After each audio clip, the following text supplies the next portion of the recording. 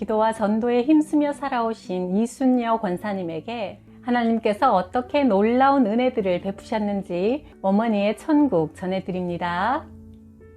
남편이 전방에서 근무하는 동안 나는 아이들과 서울에서 살 집을 구하러 다니는데 성령께서 오늘 꼭 집을 사라는 강한 감동을 주셔서 기도하기를 하나님 무슨 집인지는 모르겠지만 집을 주시려면 교회하고 붙은 집을 주세요. 새벽기도 열심히 다닐 수 있게요 했다. 복덕방을 찾아 두리번거리는데 마침 길에서 아저씨 한 분을 만났다. 좋은 집이 싼 값에 나왔으니 가보자 하여 쫓아가니 3층짜리 병원 건물이었다. 이렇게 큰 집을 내가 어떻게 사겠는가 싶어 나오려고 하니 성령께서 네가 교회하고 붙은 집을 달라고 기도하지 않았느냐 하시기에 놀라서 밖으로 나가 살펴보니 교회 벽과 이 건물의 담이 딱 붙어 있었다. 게다가 아저씨 말이 지금 주인이 곧바로 내놓아서 확인하고 내려가는 길에 나를 처음 만난 것이라며 인연이니 기회를 놓치지 말라고 자꾸 권했다. 계약금을 치르고 중도금 날짜가 다가와서 그 다음은 어떻게 해야 하느냐고 기도하니 다세대로 고쳐라 하시기에 7세대가 입주할 수 있는 다세대 주택으로 공사했다. 근처 상가에서 장사하는 분들이 전세로 들어오겠다고 여러 명 계약을 하러 왔는데 마침 88 올림픽 때라 집값이 상승하고 전세값도 폭등했다. 나는 언젠가 하나님께서 요구하실 때 이 집을 교회로 드리겠다고 다짐하며 그러나 남편 마음을 움직이는 것은 하나님 몫입니다 기도했다. 남편이 주말에 와서 교회와 붙은 집을 앞뒤로 왔다 갔다 하며 살펴보더니 이 집은 우리 것이 아니고 하나님 재산이다 하여 나는 귀를 의심했다. 하나님 정말 감사합니다. 남편과 다툴 일도 없이 이제 하나님께 드리게 되어 정말 기쁩니다. 낮에 비행기 장난감을 가지고 놀던 아들 녀석이 갑자기 벽에다 장난감을 쾅쾅 부딪히면서 아빠 비행기가 떨어졌다 소리를 3번이나 하는데 내가 불안한 마음이 들어 엎드려 기도하니 눈물이 쏟아지며 답답한 것이 목까지 치밀어 올랐다. 하나님의 도우심을 구하며 간절히 한참 기도하니 불안과 두려움이 떠나가고 마음의 평안함이 회복되어 감사로 마무리 기도를 했다. 그날따라 늦게 퇴근한 남편은 몹시 피곤해 보였다. 내가 석인 녀석이 낮에 놀던 얘기를 하니 몇 시쯤이냐고 하여 오후 3시라고 하니까 남편이 그날 오후 3시에 비행하던 중 사고를 만나 이제 죽었구나 하며 마지막으로 할 수 있는 조치를 다 하고도 하는 수 없이 하나님께 다 맡기고 기도하는 중 놀랍게도 기계가 정상을 되찾아 죽을 고비를 넘겨놓으라고 했다. 나는 날마다 매 순간마다 생활 속에서 하나님의 살아계심과 도우심을 체험하며 살아갔다.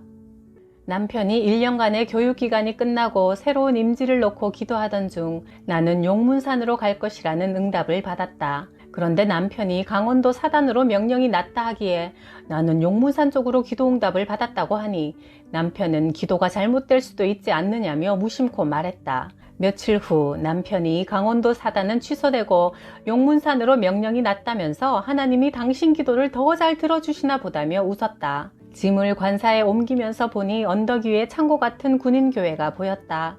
교회로 가보니 문은 굳게 잠겨있고 안은 어두컴컴했으며 깨어진 유리창이 바람에 덜컹댔다. 나는 내 짐을 풀기도 전에 빗자루와 걸레를 들고 강대상의 먼지를 털어내고 구석구석 곰팡이를 닦으며 기도했다. 이곳에 성령의 새바람이 불어오게 해주세요. 춥고 얼어붙은 교회에 기도의 불부터 붙여야 할 것 같아 혼자서 낮기도 새벽기도를 시작했다. 그러자 군인 가족들이 하나둘 모여들어 1년 뒤 크리스마스 때는 107명의 성도가 꽉 차서 앉을 곳이 없게 되었다. 꿈에 남편이 대통령과 악수하는 모습이 보이더니 남편은 국방부로 다시 명령을 받고 서울로 떠나게 되었다.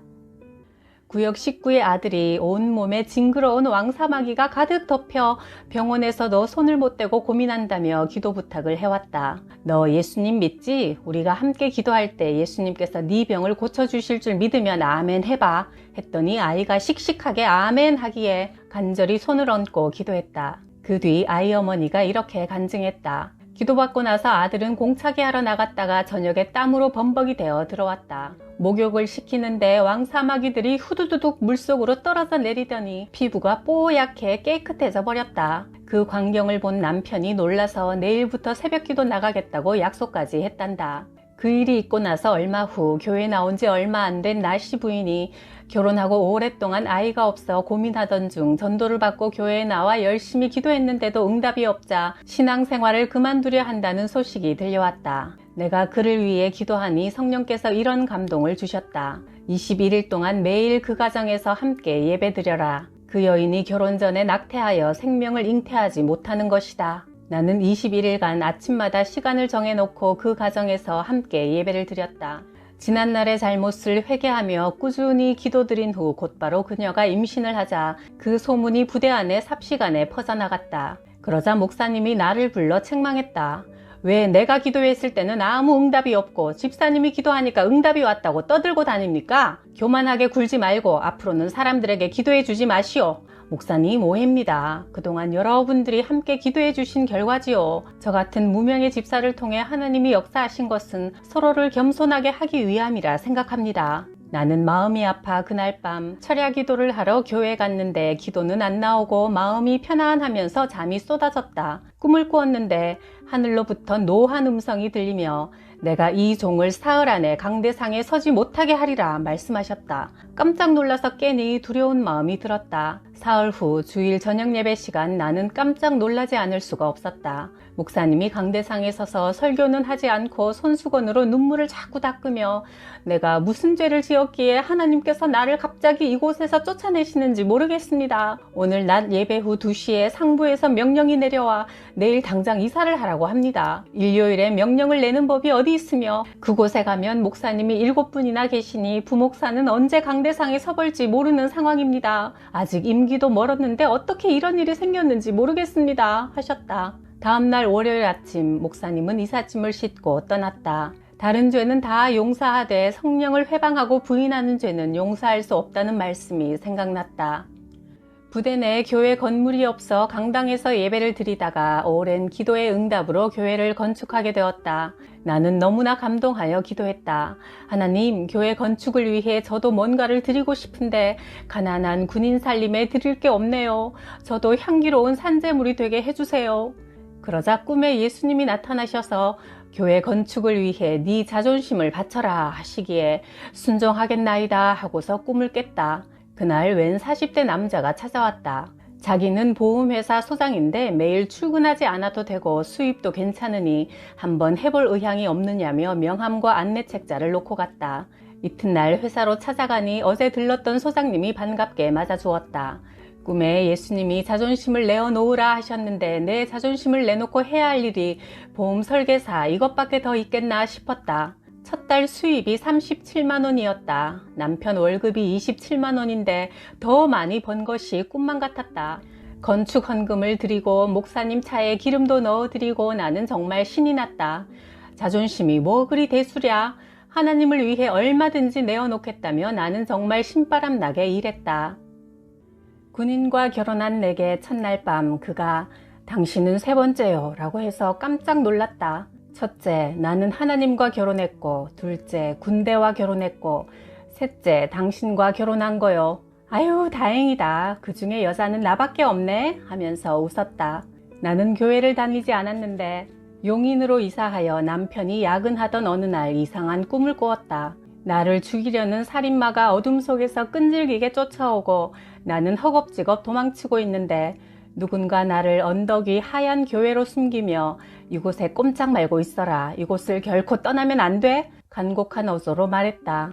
그 얼굴은 예수 잘 믿다 돌아가신 나는 얼굴도 본 적 없는 사진에서만 익혀두었던 아버지 얼굴이 아닌가. 불현듯 잠에서 깨어나니 새벽이었다. 그날이 마침 주일이었다.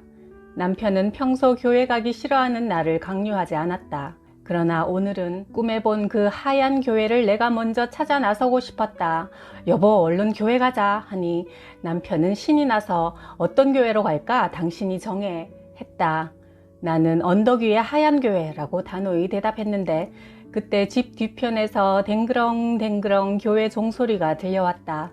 내가 앞장서서 부지런히 걸어가자 언덕 위 소나무 숲 속에 꿈에 본 그 하얀 교회가 거짓말처럼 서 있었다. 나는 기도 시간에 혹여나 아버지가 또 다녀가실까 놓치지 않으려고 두 눈을 뜨고 교회당 안을 두리번거렸다. 교회에 가면 아버지가 그 안에 계실 것만 같아 낮에도 혼자 교회에 올라가 앉아 있었다. 교회가 이제는 고향집처럼 편안하고 자꾸만 오고 싶어졌다. 내 삶을 간섭하시는 하나님의 존재에 대해 점점 분명히 느껴가던 어느 날, 교회에서 부흥회가 열렸다.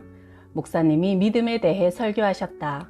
이 세상에는 여러 종류의 믿음이 있습니다. 창조주 하나님, 죽은 자도 살리시고 병든 자를 고치시는 전능하신 하나님을 믿는 최상급의 믿음이 있고, 피조물에 불과한 해, 달, 별 또는 귀신을 섬기고 믿는 저급한 믿음도 있습니다. 무엇을 믿든 인생은 그 믿음대로 풀려갑니다. 내가 섬에서 개척교회를 할 때 그곳에는 임신 중에 구들장을 보면 언챙이를 낳는다는 토속신앙이 있었습니다. 교회에 잘 나오는 삼순이 엄마가 산딸이 되어 구들장을 고치다가 갑자기 구들장을 보면 언챙이를 낳는다는 미신이 생각나서 대성통곡하며 부엌 바닥에 주저앉아 울고 있기에 내가 달려가 달랬지요. 하나님을 믿는 자에게 그런 미신은 아무 상관이 없으니 걱정 마세요.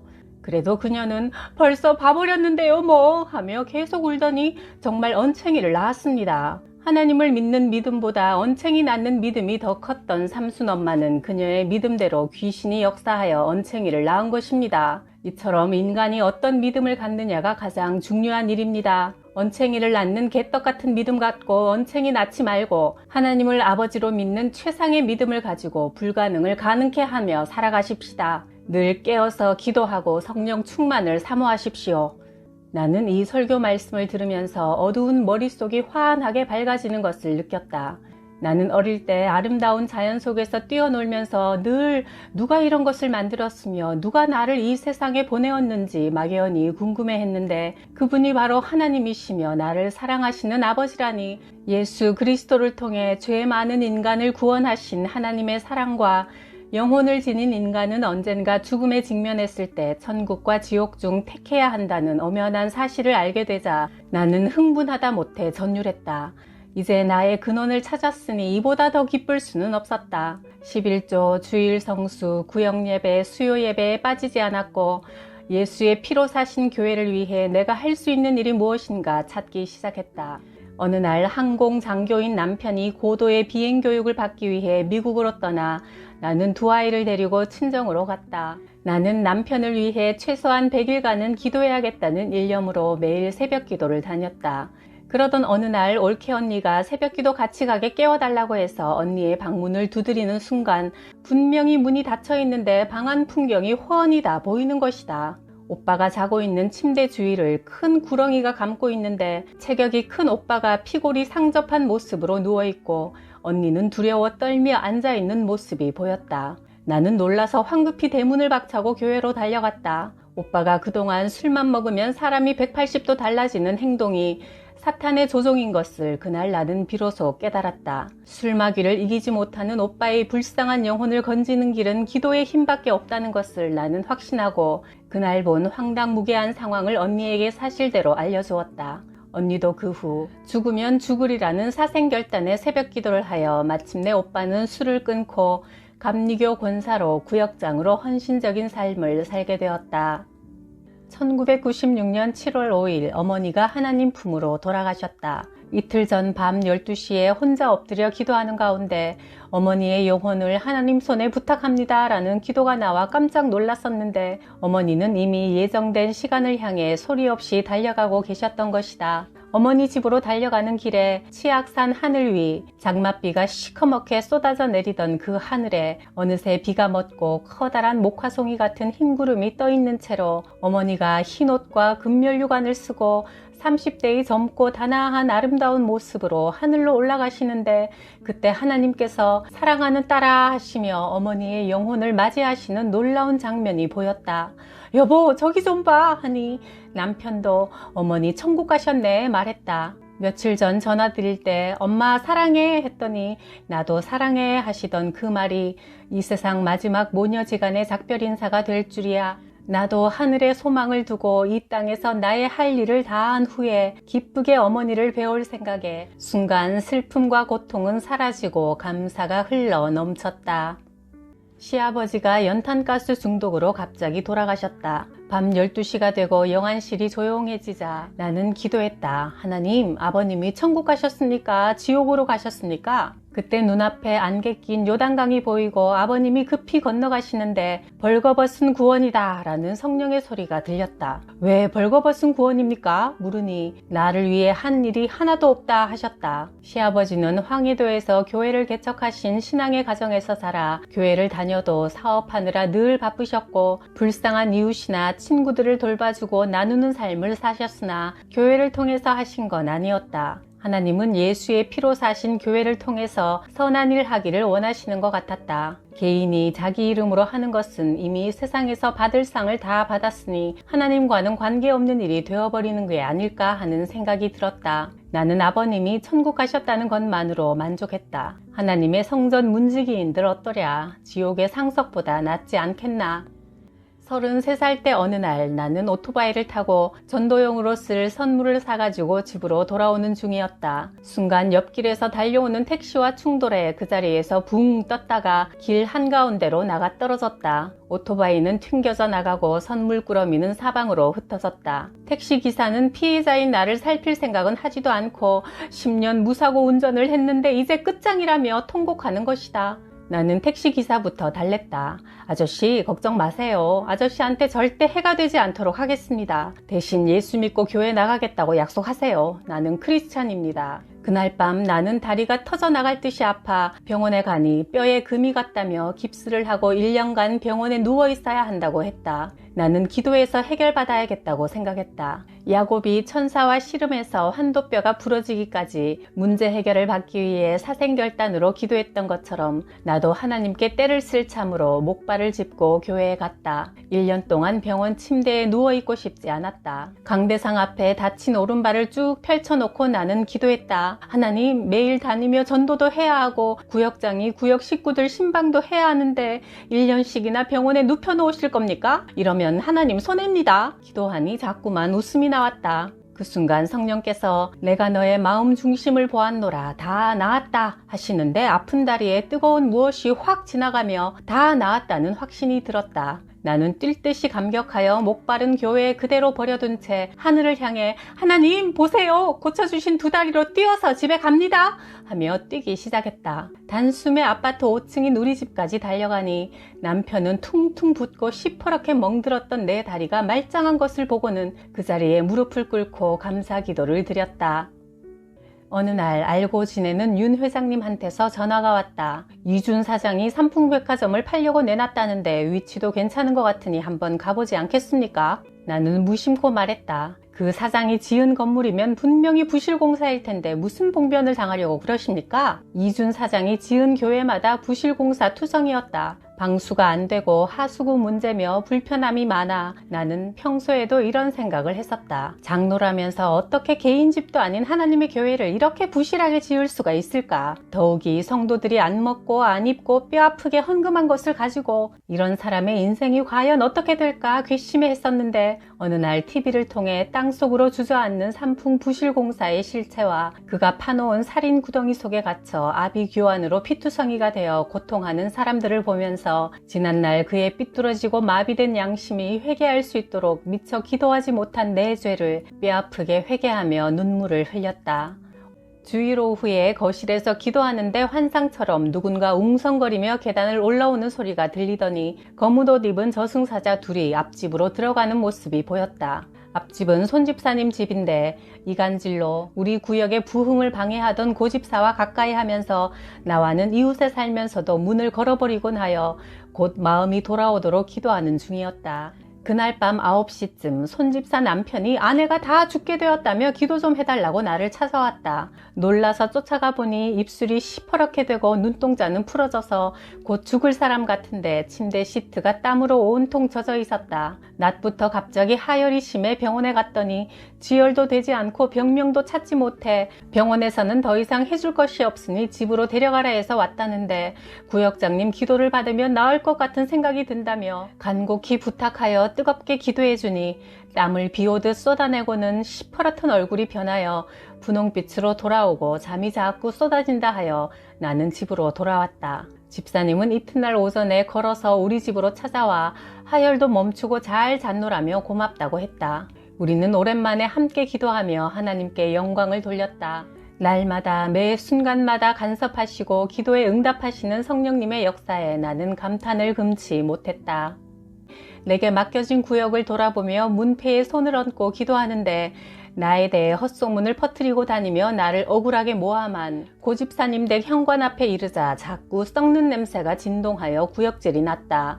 여러 번 배를 눌러도 만나지 못한 채 시간만 흐르던 어느 날 철야 기도를 하러 교회 가니 그동안 통 볼 수 없었던 고집사가 이불을 둘둘 만 채 웅크리고 앉아있다가 나를 보더니 소스라쳐 놀랐다. 내게 기도를 부탁한다며 말을 건네왔다. 왜 무슨 일 있어요? 했더니 온몸에 갑자기 심한 피부병이 생겨서 고생하는데 마산, 창원, 부산까지 다녀도 낫지를 않고 점점 심해지네요. 몸이 다 썩어 들어가고 겉으로 드러나 보이는 얼굴과 손발만 멀쩡해요. 나는 고집사가 너무 불쌍해 보여 그녀를 괴롭히는 사탄마귀를 단칼에 쳐 없애리라 작정하고 구렁이 썩는 냄새가 진동하는 그녀의 몸에 손을 얹고 기도하려다가 뒤로 나자빠질 뻔했다. 시커멓고 거대한 구렁이 대가리가 뱃속에서 불쑥 고개를 쳐들고 나를 삼킬 듯 노려보며 대드는 것이다. 이 더럽고 추악한 사탄아, 감히 사람 속에 들어가서 하나님의 자녀를 괴롭히는 너는 오늘 내게 뽑힘을 당하여 무저갱에 들어가 다시는 나오지 못하리라. 예수 그리스도의 이름의 권세로 기도하니 기세가 꺾인 채 쑥 기어 들어갔다. 나는 성령께서 역사하실 때까지 계속 뜨겁게 기도했고 그녀가 진물이 꾸덕꾸덕 말라가요 하며 놀라서 소리칠 때야 기도를 멈추었다. 불순종하여 생긴 병은 병원에 가도 낫지 않고 회개해야만 낫고 마귀가 주는 병은 금식하며 예수 이름으로 기도해야 낫고 건강관리를 잘못해서 생긴 병은 기도와 더불어 병원 약도 먹고 음식도 조절하며 적극적으로 치료해야 낫는다.